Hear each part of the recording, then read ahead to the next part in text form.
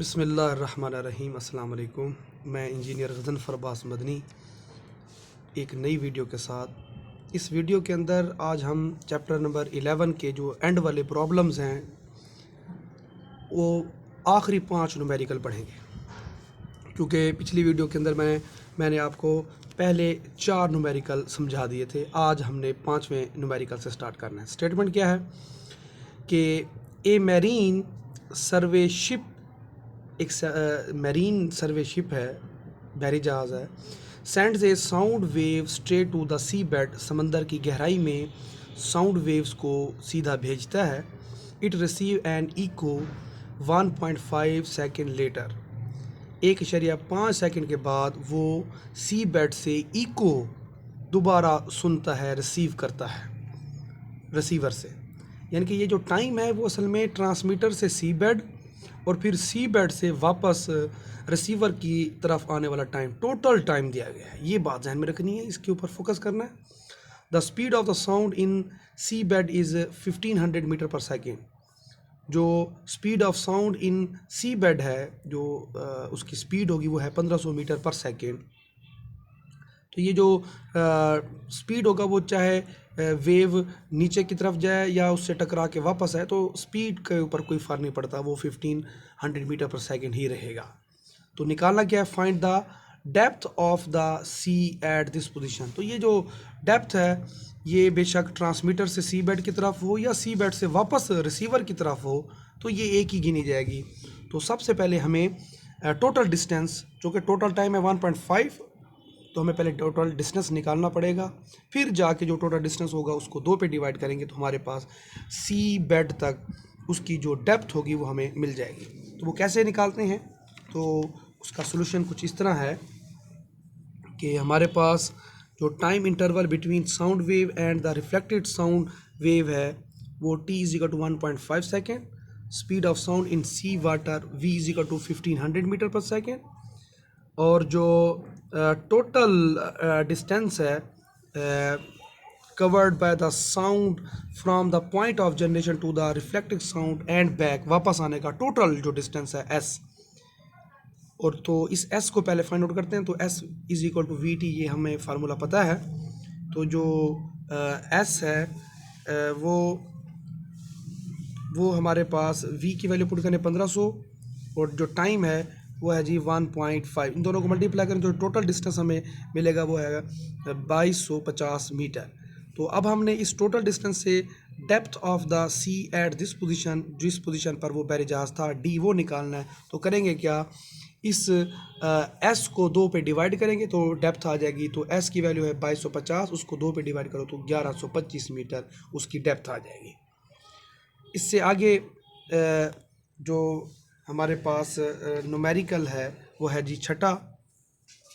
उसकी स्टेटमेंट कुछ इस तरह है कि ए स्टूडेंट क्लैप्ड, एक स्टूडेंट ताली बजाता है, हिज हैंड्स, अपने हाथ से, नियर अ क्लिफ, चट्टान के करीब, एंड हर्ड द इको, फिर दोबारा उसी चट्टान से इको यानी कि रिफ्लेक्शन ऑफ साउंड सुनता है आफ्टर 5 सेकेंड, 5 सेकेंड के बाद। तो ये जो टाइम है ये भी टोटल टाइम दिया गया है हमारे पास, जिसमें जो स्टूडेंट क्लैप करेगा वहाँ से साउंड ट्रैवल करेगी क्लिफ की तरफ और फिर क्लिफ से दोबारा वो उस स्टूडेंट की तरफ आएगी साउंड। तो टोटल टाइम यहाँ पे दिया गया है।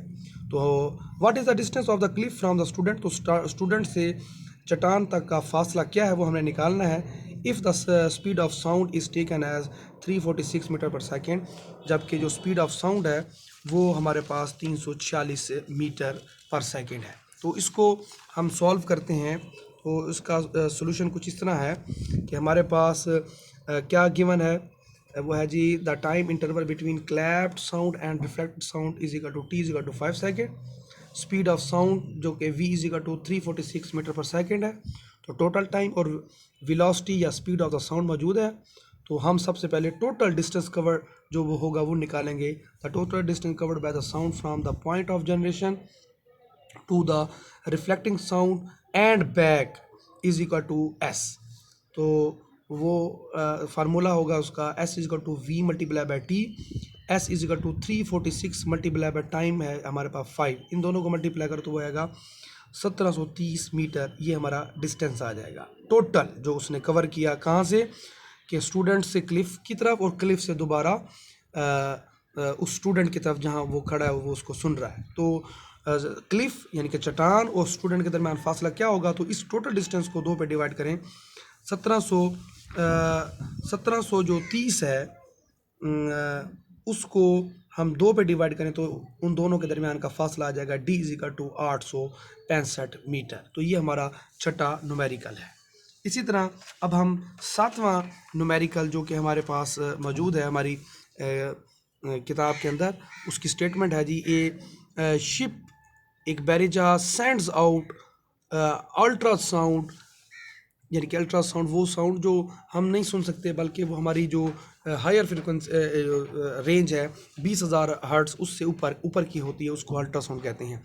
That return from the sea bed, जो समंदर की गहराई से टकरा के वापस आती है, and is detected after 3.42 second. जो टोटल टाइम है वो है जी 3.42 second. If the speed of the ultrasound through sea bed is 1531 metre per second to velocity. अब हमारा टोटल टाइम भी है और जो वेलोसिटी है अल्ट्रासाउंड की स्पीड वो है जी 1531 मीटर पर सेकेंड, वो भी दी गई है। तो निकालना क्या है? What is the distance of the sea bed from the ship.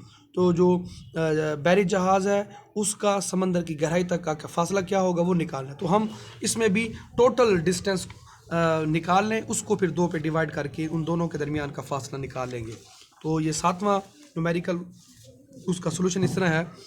The time interval between the ultrasound and reflecting ultrasound is equal to t is equal to 3.42 second, ये total time. Speed of ultrasound v is equal to 1531 metre per second है। तो अब हमारे पास जो total distance है, और वो मैंने पूरा तफसील से लिखा हुआ है यहाँ पे कि वो कौन सा टोटल डिस्टेंस है। The total distance covered by the ultrasound from the point of generation, जहाँ से वो पैदा हुआ यानी कि शिप से, टू द रिफ्लेक्टिंग सरफेस यानी कि सी बेड, एंड बैक और वापस शिप के ऊपर जो रिसीवर मौजूद है वहाँ तक का total distance which is s। तो वो कैसे निकालेंगे? s is equal to v multiply by t, s is equal to 1531, ये हमारे पास वेलोसिटी, और टाइम है 3.42, दोनों को मल्टीप्लाई करो जवाब आएगा 5236 यानी कि 5236.02 मीटर, ये हमारा पास टोटल डिस्टेंस आएगा। अब distance of the sea bed from the ship जो कि d है, उसको निकालने के लिए फार्मूला है d is equal to s/2। s जो कि टोटल डिस्टेंस है उसको 2 पे डिवाइड करो, तो टोटल डिस्टेंस है 5236.02, इसको 2 पे डिवाइड करो जवाब आएगा 2618.01 मीटर। तो अगर हम इसको राउंड ऑफ करें इसको पहले ही इंटेग्रल पार्ट तक, तो वो आएगा 2618 मीटर। तो ये है जी हमारा 7वां न्यूमेरिकल जो कि एंड वाला है। अब हम 8वां जो न्यूमेरिकल है वो हम देखते हैं। उसकी स्टेटमेंट इस तरह है।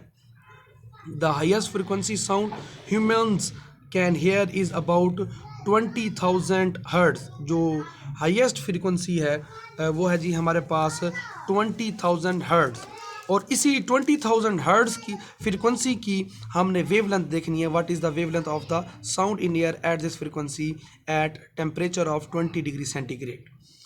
तो एक पार्ट तो हमारा ये हो गया कि 20,000 हर्ट्ज वाली जो साउंड है उसकी वेवलेंथ देखनी है, पहला केस है। तो इसके लिए ये f1 लिखेंगे, इसके लिए हम λ1 लिखेंगे। नेक्स्ट है जी हमारे पास दूसरा जो इसका part, what is the wavelength. तो हमने वेवलेंथ देखनी है जिसको हम λ2 लिखेंगे ऑफ द लोवेस्ट साउंड। वो lowest sound we can hear of about 20 hertz, जिसकी फ्रीक्वेंसी जिसको हम f2 लिखेंगे वो 20 हर्ट्ज दी गई है। जबकि λ1 पहले केस में और λ2 दूसरे केस में निकालने के लिए जो स्पीड दी गई है वो है जी, assume the speed of the sound in air at 20 degree centigrade is 343 metre per second. तो v हमारे पास दोनों केस में सेम है। तो इस 8वें न्यूमेरिकल के लिए अगर आप देखें तो इसमें हाईएस्ट फ्रिक्वेंसी ऑफ साउंड यानी कि f1 20,000 हर्ट्ज, और इसका जो वेवलेंथ है, wavelength of the highest sound which is λ1 is, ये हमने निकालना है। लोएस्ट फ्रीक्वेंसी साउंड जो कि f2 है वो हमने निकालना है, नहीं वो हमें जो दिया गया है f2 20 हर्ट्ज, तो इसकी वेवलेंथ निकालनी है जिसको हमने λ2 लिखा है, वो भी हमने निकालना है। तो तो speed of sound in air at 20 degree centigrade वो है जी v is to 343 metre per second. अब लैम्डा 1 और लैम्डा 2 निकालने के लिए हम लैम्डा का फार्मूला यहाँ पे लिखेंगे। पहले वो किस तरह कि v is to f lambda होता है, तो लैम्डा निकालने के लिए इस f को डिवाइड करो तो लैम्डा आ जाएगा v ओवर f।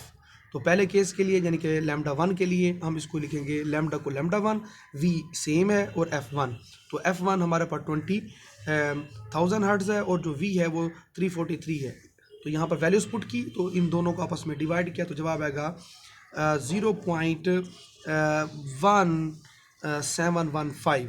अब इसको अगर हम साइंटिफिक में कन्वर्ट करें तो पॉइंट को इधर लेफ़्ट से राइट दो डिजिट तक हम प्लेस करें तो वो आएगा 1.715 इंटू 10⁻⁻²। और अगर हम इसको पॉइंट के बाद एक डेसिमल प्लेस तक राउंड ऑफ करें तो वो आएगा 1.7 इंटू 10⁻² मीटर। तो ये हमारा पहली फ्रीक्वेंसी जो हमने निकालनी थी जो कि हायर फ्रीक्वेंसी की थी, उसका हम जो लैम्डा निकालना था वो निकाल दिया।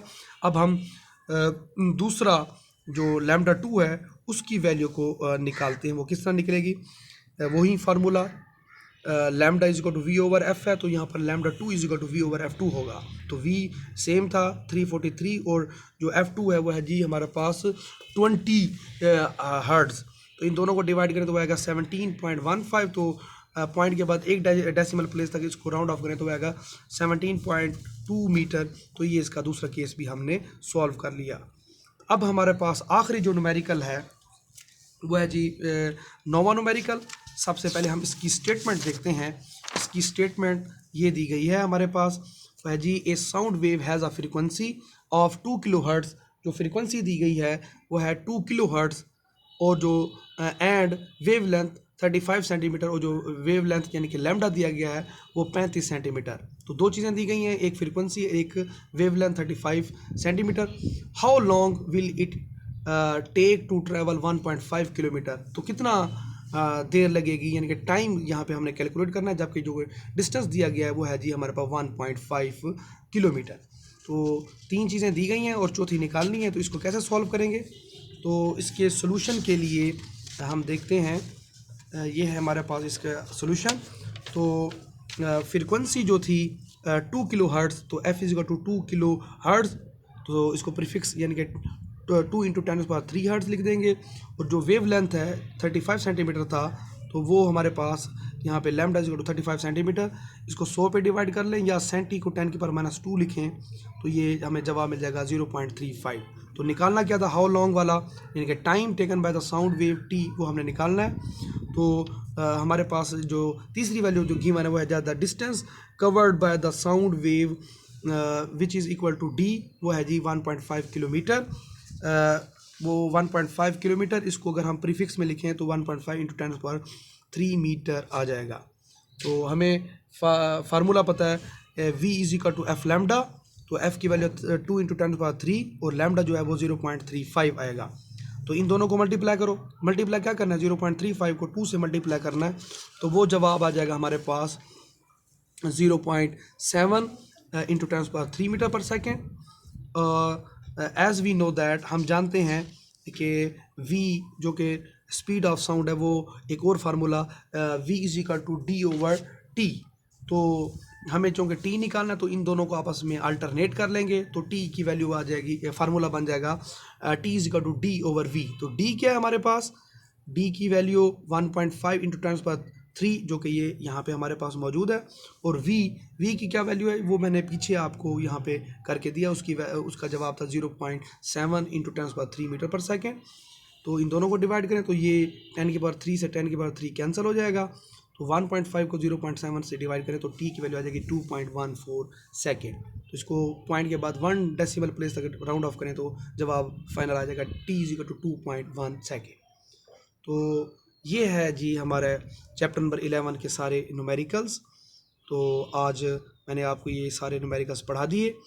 यहाँ पे ये न्यूमेरिकल्स ख़त्म हो जाते हैं। उम्मीद काफ़ी है कि आपको मेरी ये वीडियो अच्छी लगी होगी और आपके लिए ये काफ़ी हेल्पफुल भी होगी। तो मेरी वीडियो को लाइक करें, मेरे चैनल को सब्सक्राइब करें और बेल आइकन के ऊपर प्रेस करें ताकि मेरी नई आने वाली वीडियो आपको बर वक्त मिल सके। खुदा हाफिज़।